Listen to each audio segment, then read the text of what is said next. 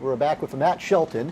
And tell people you have a long title. I mean, tell people officially what your title is here. The official title of what I do is actually I'm the director of game entertainment and video production for the A's. What that really means is I'm in charge of the new department of A's Productions, which is everything you see when you come to a game. So you see entertainment, you see the Hall of Fame racers running around, you see the dot race, you see Cap Caper. All that stuff comes from our department. And then any video production. So if you see videos on the web from the team, that's right out of us. There's 3 of us full-timers that pretty much produce all of that content. But you're right, that title is very long and probably very confusing for most people, but it's really just what you see when you get entertained at a ballpark. That's what we do. Right, and also people, you're not working in a coal mine.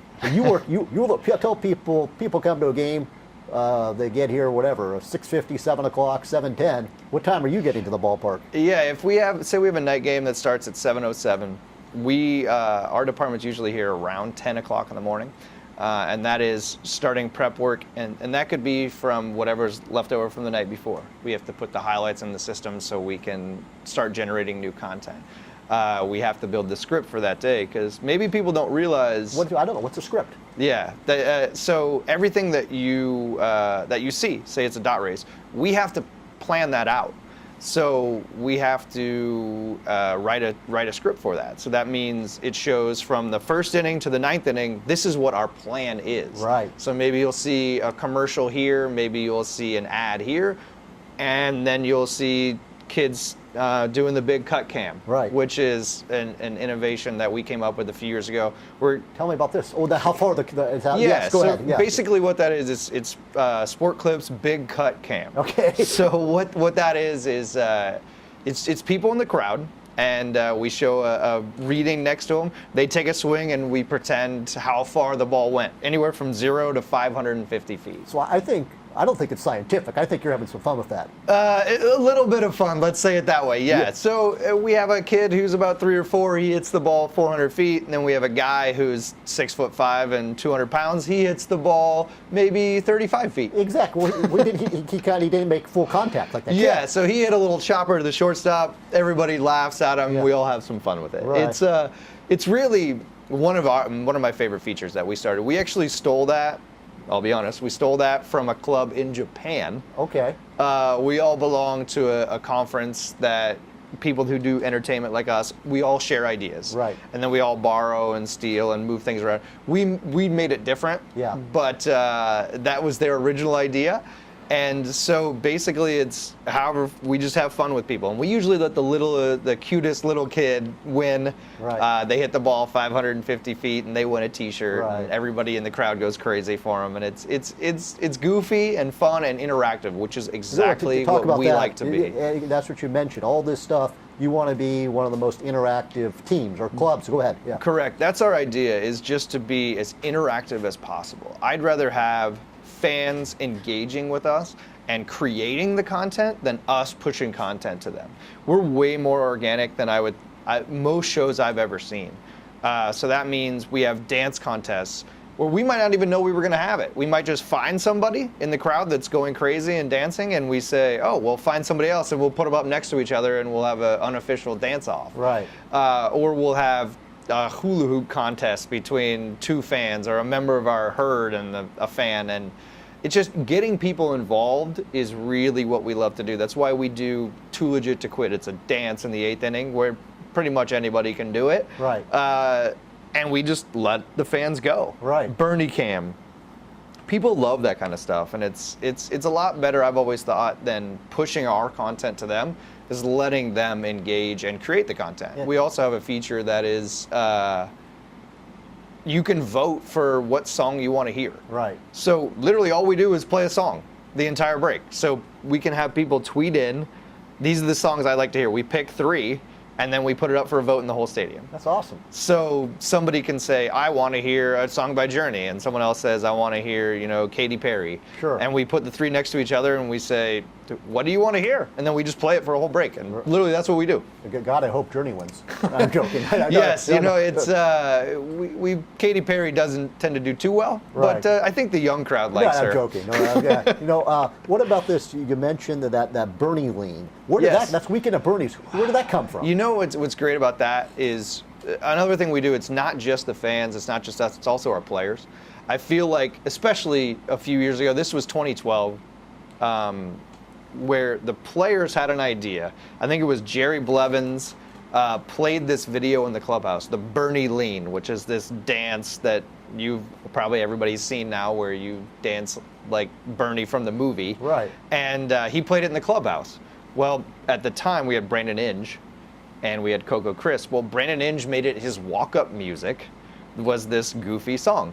And then after anybody made a good play, the players would do it to each other, would do the Bernie at each other on the field. And then Coco decided there's another Bernie song from these guys in LA. It was a small little group called ATM. These two guys in LA that had made another Bernie song. And he made that his at-bat music. Then they caught on to it, the guys. So they came up and made a video with Coco and Reddick and all the players. And that's kind of what you see now is that video. And then one night, it was the 15th inning.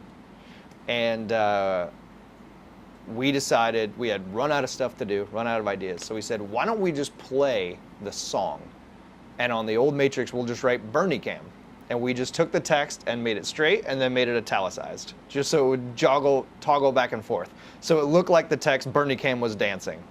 And then we just played the song and shot people in the crowd doing it.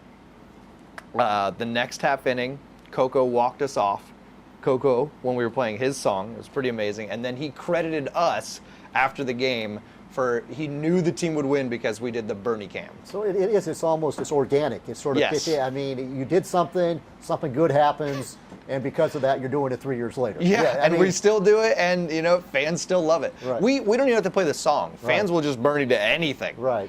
And it's pretty amazing, though. But that is probably the most fun we've had, from players to fans to an interactive feature, all in one. Yeah.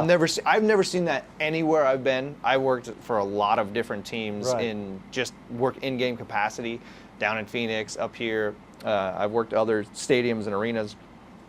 Nobody's ever done that. Right. And then the other thing, the walk-up music. Yes. Does the players pick it? Who picks it? So the walk-up music is picked generally by the players, as long as it doesn't curse or have some really overt references. We pretty much let them pick whatever they like. A lot of guys like to change their music all the time. Right. Josh Reddick and a few other guys, Coco. Was he the Careless Whisper? Who was doing? He did it, yeah. okay. Reddick had "Careless Whisper" by Wham. And was that from Slump? How did that happen? Why? He's big into wrestling. Okay. And it was somebody's wrestling entrance music, so he decided to play it for one night and thought it would be funny, and it caught on. Right. And then he tried to change it, and people freaked out, and he went back. Right. But we've picked walk-up music for a few people. Jed Lowry, when he came, didn't have walk-up music, so I joked. I said, play Tom Sawyer by Rush. Wow. And he started off on fire, so he just kept it and never changed it. He said, that's the song I want. And then in Houston, when he got down there, he didn't even know what the song was. Oh. So he got to Houston this year, and they called me and said, Jed wants the same music that he had in Oakland, but he doesn't know what it is. So we told him it's Tom Sawyer by Rush. So he doesn't know about Geddy Lee. No, he does. I don't know. He might, but I guess he didn't know who it was. Yeah. So we sent him. We said, "Here's the song. This is where we started it." And he's hurt now, but I'm sure that he's still playing it. A modern day warrior. Yeah. Mean strides. Yes. Today's Tom Sawyer. Mean pride. Yeah. Yes. Okay, that's the song, and that would be the only part you'd ever hear. Right. Was just that little part, because you only get 10 seconds or whatever. Right. So. Yeah. But it was funny, and that's kind of how it all works out. I mean, it like we said, it's organic. Players like Sonny Gray, he'll change his music up a lot. But what's funny is last year we were playing a song in BP I played a song that no one ever knew. It was like this small little rap group from Alabama or something. I was playing as a joke. And then he called up from the dugout. He was pitching that night, which is super rare to ever talk to the starting pitcher Right. of that game. He called up and said, like when the phone's on the clubhouse walls. yeah, okay. he called from the dugout, Dugout, actually. It's nice. right down in the dugout. Okay, yeah. called it right up here. Okay, he good. called up, I answered the phone, and he said, hey, I don't know what this song is, but I want you to play it tonight for me when I come in and pitch. And Okay. I said, okay. That's interactive. Yeah, it's about as interactive as you can get, right? I mean, it was like an hour later, we're playing this song that no one even remembers, and Sonny's like, that's cool, I want it. Well, that's awesome.